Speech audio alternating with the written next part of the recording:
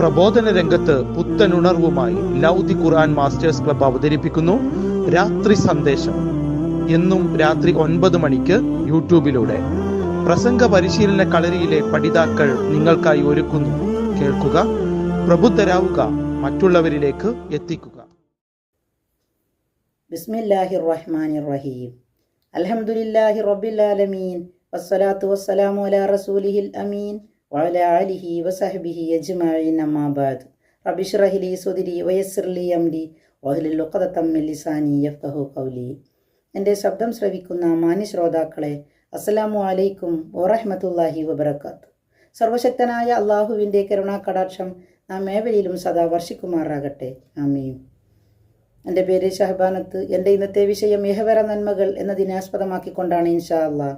ഒരിക്കൽ ഒരു സ്വഹാബി റസൂൽ കരീം സല്ലല്ലാഹു അലൈഹി വസല്ലമയുടെ അടുക്കൽ വന്ന് ചോദിച്ചു, യാ റസൂലുള്ളാഹ് കൈഫാ ഖൂലു ഹീന അസ്അലു റബ്ബി. ഞാൻ എൻ്റെ റബ്ബിനോട് തേടുകയാണെങ്കിൽ എങ്ങനെയാണ് തേടേണ്ടത്?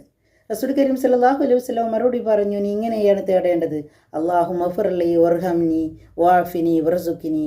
അല്ലാഹുവേ, നീ എനിക്ക് പുറത്തു തരണമേ, എന്നോട് കരുണ കാണിക്കണമേ, എനിക്ക് ആരോഗ്യം നൽകണമേ, എനിക്ക് ഉപജീവനം നൽകണമേ. ഇങ്ങനെ പ്രാർത്ഥിച്ചാലുള്ള ഗുണങ്ങളും നബി സല്ലല്ലാഹു അലൈഹി വസല്ലം ആ സ്വഹാബിക്ക് വിവരിച്ചു കൊടുത്തു. ഫൈന ഹൗലായി തജ്മഉ ലക വദുനിയാക വആഖിറതുക. നിങ്ങൾ അല്ലാഹുവിനോട് ചോദിക്കുന്ന ഈ കാര്യങ്ങളുണ്ടല്ലോ, നിങ്ങളുടെ ഇഹപര നന്മകൾ നേടിത്തരുമെന്നും റസൂലുള്ളാഹി സ്വല്ലല്ലാഹു അലൈഹി വസല്ലം പറഞ്ഞു കൊടുത്തു.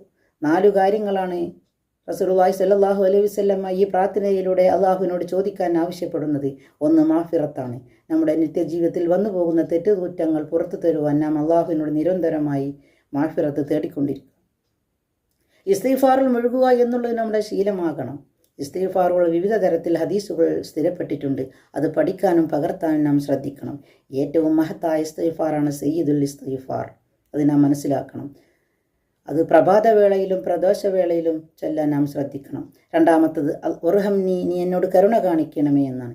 അല്ലാഹു സുബ്ഹാനഹു വ തആല നമ്മോട് കരുണ കാണിക്കുക എന്നുള്ളത് പ്രധാനമായും 3 നിലക്കാണ്.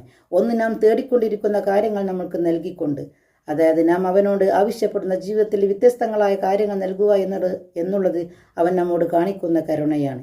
നാം ഭയപ്പെടുന്ന കാര്യങ്ങളിൽ നിന്ന് നമുക്ക് മോചനം നൽകുന്നതും അള്ളാഹുവിൻ്റെ കരുണയാണ്. 3-മത്തത്, നമ്മിൽ വന്നു പോയിട്ടുള്ള വീഴ്ചകൾ നമുക്ക് പുറത്തു തരുന്നതും അള്ളാഹുവിൻ്റെ കരുണയാണ്. ഇങ്ങനെയാണ് നാം അള്ളാഹുവിനോട് നിരന്തരമായി പ്രാർത്ഥിച്ചു കൊണ്ടിരിക്കേണ്ടത്. 3-മത്തത് ആഫിയത്താണ്. ആഫിനി, എനിക്ക് നീ ആരോഗ്യം നൽകണമേ എന്നാണ്. അത് നമ്മുടെ ജീവിതത്തിലെ എല്ലാ അനുഗ്രഹങ്ങളും ഉൾക്കൊള്ളുന്ന ഒരു വാക്കാണ് ആഫിയത്ത്. സാമ്പത്തിക, ശാരീരിക, മാനസിക, കുടുംബ ചുറ്റുപാടുകളിൽ നിന്ന് സൗഖ്യം തരാൻ നാം അള്ളാഹുവിനോട് നിരന്തരമായി പ്രാർത്ഥിച്ചു കൊണ്ടിരിക്കണം. മാത്രവുമല്ല, ഖബറിലും പാരത്രിക ജീവിതത്തിലും സൗഖ്യം തരാൻ ഞാൻ പ്രാർത്ഥിക്കണം. 4-മത്തത് വർസുഖ്നി, നീ എനിക്ക് ഉപജീവനം നൽകണമേ. നമ്മുടെ ജീവന്റെ നിലനിൽപ്പിന് ആവശ്യമായിട്ടുള്ള അന്നവും വെള്ളവും സമ്പത്തും തരാൻ നാം അള്ളാഹുവിനോട് കനിഞ്ഞു പ്രാർത്ഥിച്ചു കൊണ്ടിരിക്കണം. ഈ പ്രാർത്ഥനകളെല്ലാം തന്നെ നമ്മുടെ ജീവിതത്തിൽ ഉൾക്കൊണ്ട് ജീവിക്കാൻ അള്ളാഹു നാം ഏവർക്കും തൗഫീക്ക് നൽകി അനുഗ്രഹിക്കുമാറാകട്ടെ. ആമീൻ എന്ന പ്രാർത്ഥനയോടെ ഞാൻ നിർത്തുന്നു. വാഖിർ ദഅ്വാന അൽഹംദുലില്ലാഹി റബ്ബിൽ ആലമീൻ. അസ്സലാമു അലൈക്കും വറഹ്മത്തുള്ളാഹി വബറകാതുഹു.